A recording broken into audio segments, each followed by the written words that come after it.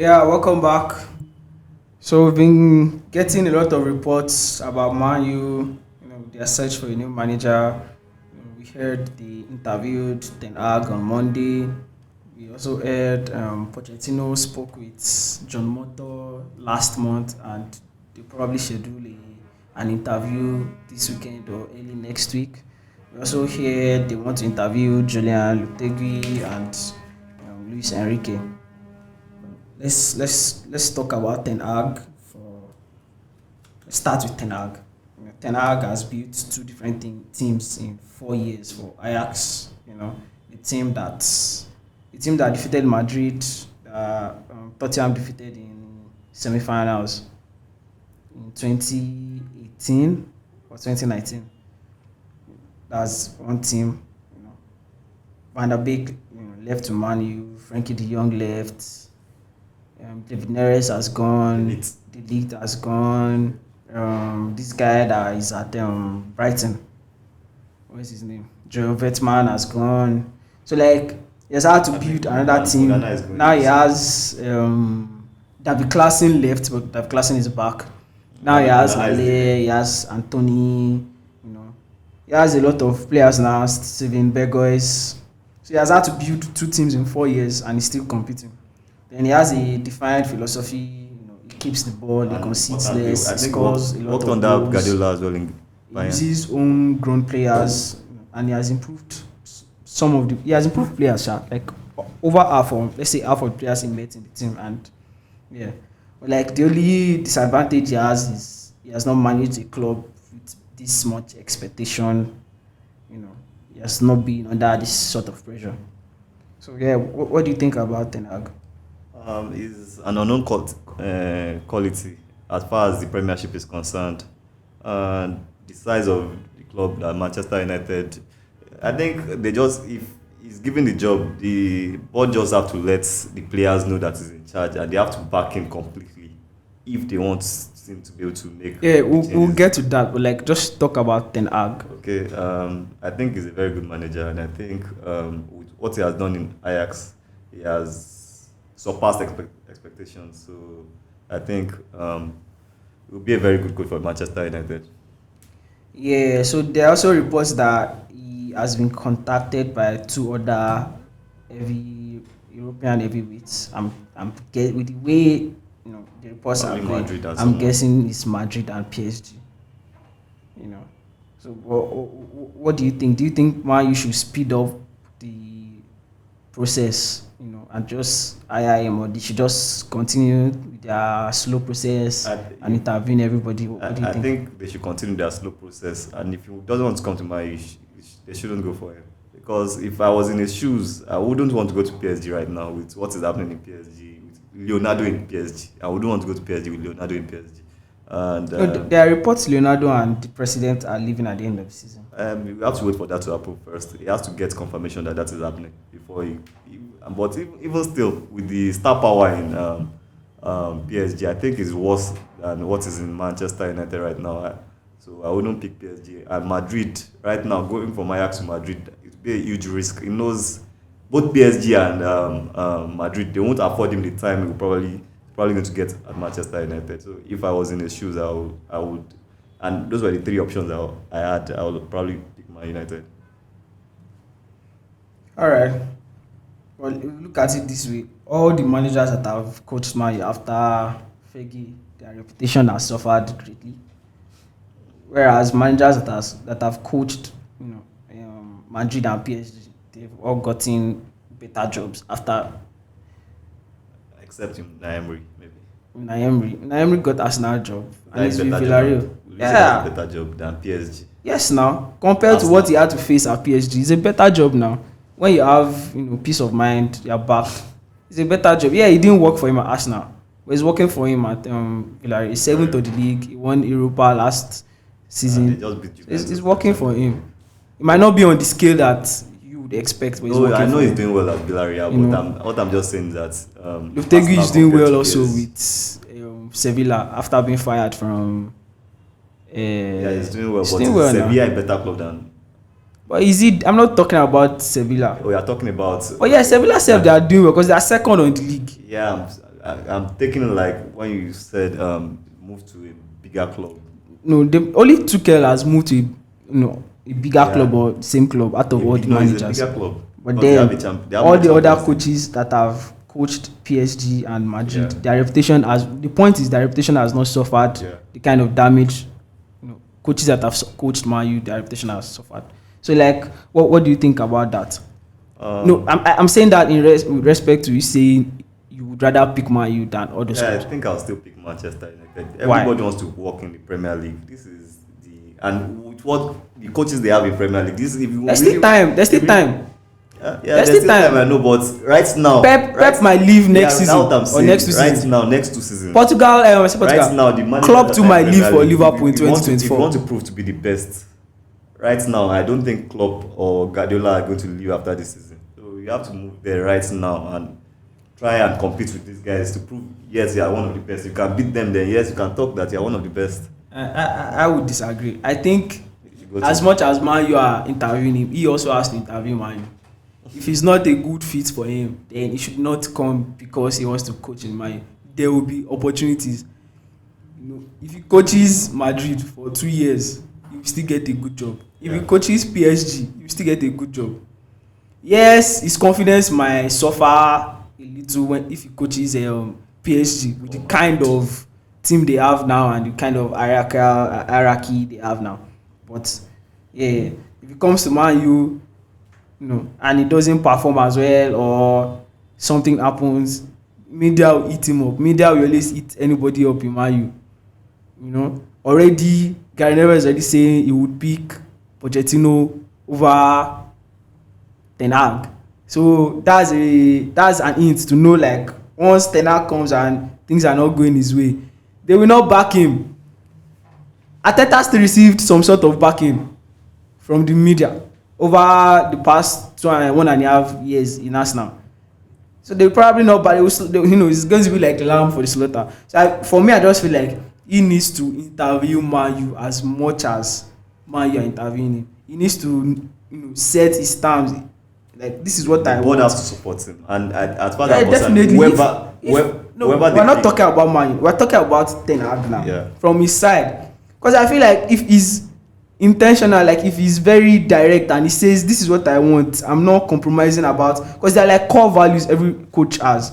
If he's sticking with his core values and they give him the job nonetheless, they have no reason, they have no option but to back him. But if he's okay, I can compromise this and that, then I feel like he's going to fail on the long run in Man U, because right now Man U needs somebody that this is what I'm going to do. If you are not supporting me, thank you for the opportunity. It is up to Manchester United, but because whoever comes in, I think that's the first thing they have to do. Whoever comes in, because these players, they are not. Yeah, we'll get to the part of the players. Let's just talk about the managers for now. Okay. Let's move on to Pochettino. What do you think about Pochettino as a manager? About PSG, because to me, it's PSG. I think he's also a good coach. Yeah, he did well in Tottenham when he was in Tottenham, but I don't know if he's still going to be the same manager if he hasn't been wrecked like PSG, the same way they wrecked Unai Emery's confidence. I think it should be what people want, because as most Man United fans, because he has at least Premier League experience, he has proven he can compete in the Premier League, even with a squad that he overperformed, a squad that it wasn't quite as good as they were punching above their weights. He brought in Erik. He was the one that brought in Erik. Brought in so many players. Erik, brought in Son. Brought in Ndombele. Even though Ndombele didn't work out, he didn't really get to work. Rose, Skywalker, Ben Davies, and Moussa Dembele. I think he built a strong squad at Tottenham, and if given the chance at Manchester United, I think he would do okay. But he also needs the backing from the board.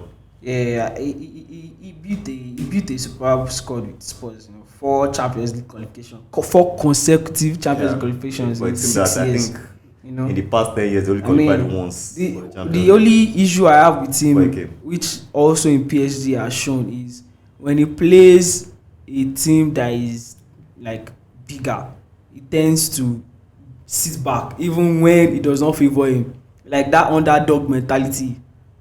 he has not evolved, and that he has suffered. That's what made him lose the tie against Man City last season.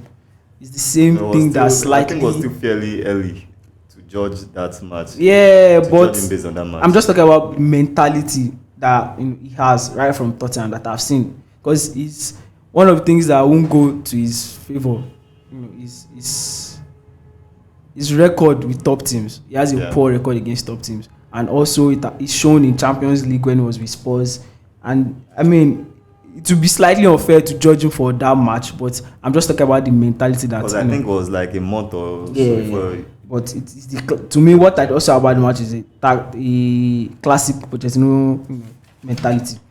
Also, he did a good job with Spurs, because over 6 years he had the 30 million net profit. That's very. I think the most important thing is that it took them to like 4 Champions League. 4 consecutive Champions before League. he was there, I think in like 10 years, only qualified once. I think only qualified once. Yeah. Under Redknapp. And they've only won 1 trophy, and which is a Carling Cup. I mean, for me, I think it's between Ten Hag and Pochettino. To be fair, I would be disappointed if we don't hire Ten Hag, but then Pochettino is not bad. So I don't understand why they want to hire. Why they're even considering Julian Lopetegui. I think he's out of the running. I don't want. After the West Ham. There are still reports they are planning on. And they can still talk to him there's no reason to talk to him. It's just between Ten Hag and Pochettino. They also linking. They also want to talk. Luis Enrique is not dumb. He's a World Cup here. Why would he want to leave? But if it wasn't a World Cup here, it would have been a very good candidate. I think would have been very much one of the favorites. Not like they're talking about him like he's one of the favorites right now. If it wasn't in Spain, and if this wasn't the World Cup, I'm not so impressed with Luis Enrique. Let's just say, because bar his Barcelona career, in Messi's prime, Neymar's prime, Suarez prime. That's it. His Roma career is nothing to write home about. His career with Spain is not that fantastic either. Fine now. Thank you. So he has an exciting philosophy. They hold the ball, the press high, the tiki-taka, backup style. Yeah, I get all that. But to me, his resume is not that fantastic.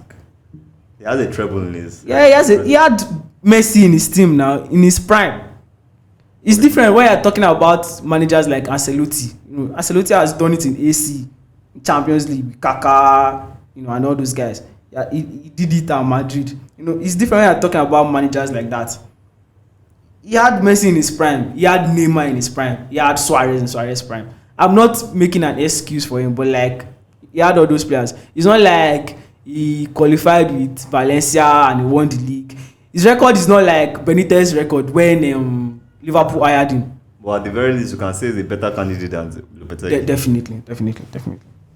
And with all the managers available right now, it should be, at least if anybody's considering it. I understand from that aspect, but I don't like what I'm just saying is like the way people are rating him like he's one Pep guy or one club guy. It's not that guy, because he still has a lot. His Roma career alone is nothing to write home about. He also fights with players. I hope you know. At club level, he still has a lot to prove. Exactly. Thank you for saying that. So let's move on to the Man U's board now, because I feel like there has to be if they already have their director of football. I think they should reshuffle that. If they already have the director of football, which is John Motto, and they have the technical director, Fletcher. They have head of scouts. They have all those important things. I feel like they all have to sit down and have a meeting and discuss about structure, because it's clear in that aspect we lack structure. They all have to sit down like, okay, this new manager we are hiring, at least let him have like 60% of say in terms of transfer. Don't go and buy. This guy also has to be involved in the conversation. Ralph Rangnick is from what they say, is a consultant. They are just going to tell him this is what we want to do. This is what do you think? It doesn't really have, from what they said, he's a consultant. It doesn't really have a major. They will just ask him for his opinion, and it's left to them to take the final decision. But that's fair enough. I feel like they need to have structure. they need to decide, let the manager have at least 60% or 50% of the say in terms of transfer. 70%. It won't always be up to that. Even club doesn't have up to 70% of say in transfer for Liverpool. But he has a say, at least half of the say. Let him have at least half or a little bit above half. Like, this is the player we want. Or like, okay, tell us players you want. They scout the players. And you can't get them. Oh yeah, who do you want out of these players? They shouldn't go into the market looking like at just the commercial aspect, like, oh, a marquee signing. To me, a team doesn't need more than 2, maximum 3 world-class players, and one out of those world-class players has to be either the goalkeeper or a centre back. A team doesn't need more than 2 outfield world-class players. All you need is, young players or players that are willing to give their all, a little above average, players that are willing to give their all, efficient players that are buying into what the team is trying to build. Look at Liverpool. How many world-class players did they start with? None. Yeah. But at the point, the coach built. How many world-class players did Klopp start with? Exactly, none. In Liverpool anyway. But at the point, they brought in Salah. Salah grew. It wasn't world class. It wasn't. That's like Salah grew into the role. Mane too grew into the role. Firmino grew into the role, and they were like, "Oh, what else do we need? Let's get this world class defender from Southampton." He wasn't world class. He was approaching world class.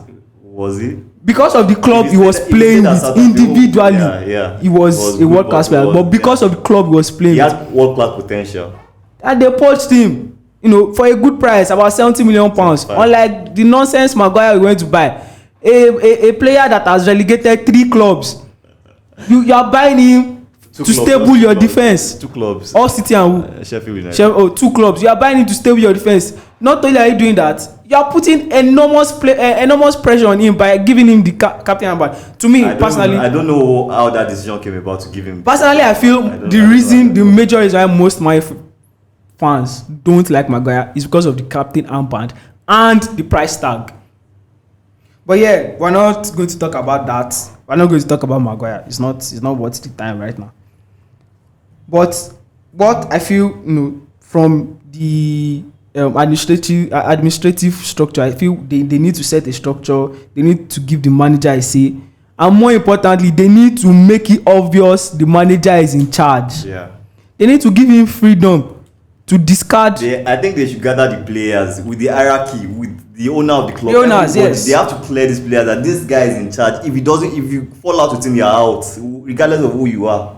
Whoever the next coach is, they have to do that for him. So these players on top of that, they need to obviously they are going to have to back the new manager financially. They need to give. I just think they have to give him that, show him that he has that authority. Yeah. After that, they need to give him time. Yeah. At least a minimum of 1 full season. 2 years. 2 seasons. Then if there's a lot of rot in that squad. Yeah. It's 2 years. But you could also say the team we have right now with 2 or 3 additions. See, we have a lot of world class players in this Manchester United team, but unfortunately they don't play like they're world class. That's why you need a manager that is going to command that respect. Once we have that manager and he discards some of players, he adds some players, they give him 1 full season.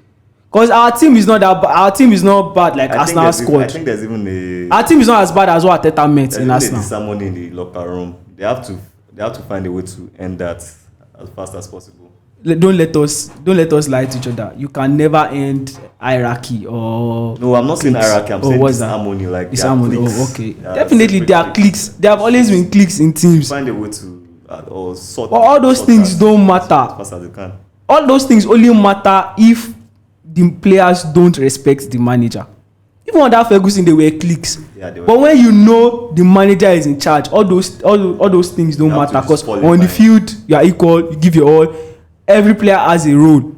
Pogba said something earlier this week that since he has been playing in Man U, he does not have a role. He does not know what his role is. I mean, a lot of Man U fans are commenting that another Pogba. But yes, he's saying is what all Man U fans know that he's saying.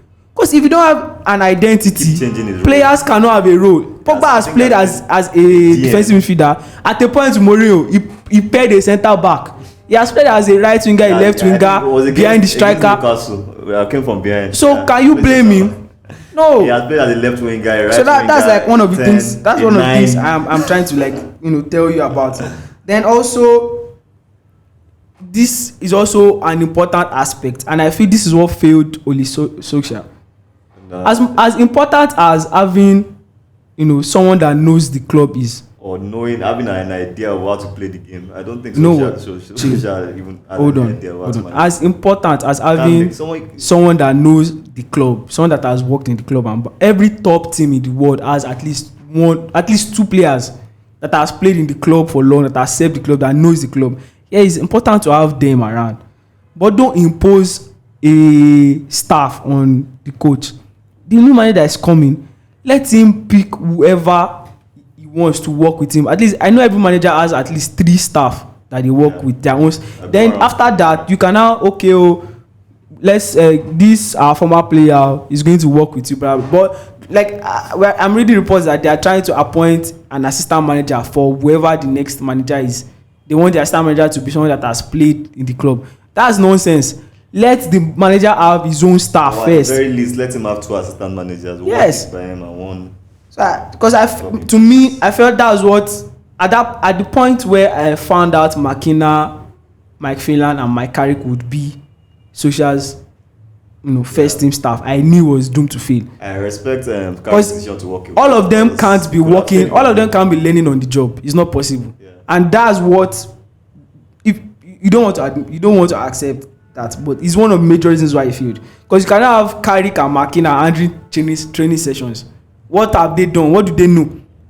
You are learning on the job. Yeah. So you can't have them learning on the job and handling that kind of big responsibility. So yeah, what else do you want to talk about Man U? You said his social failed based on. Not based on, but it's one of the major reasons he failed. Yes, because if he had social failed because of his ineptitude. Imagine if he had someone like Klopp's former assistant Buvak. Yeah. Imagine if you had somebody like that, someone that is tactically sound, someone that has done it in Liverpool. He had the chance to pick his own. Yeah, that's what I'm saying. That it is one of the things. It is one of the things that hampered his career. He can't make a decision on his own. I don't think it's one of the things that affected his Man U's career. Whether you want to accept it or not, is a factor. It might not be. But it might not be like the bulk of the factor. Yeah, but it's a factor. That's his fault. But it's still a factor. Yeah, it's a factor. Yes, it's a factor. Yeah, that's what I'm just saying. It's just a factor. He was responsible for it being a factor. All I be forced him to. So,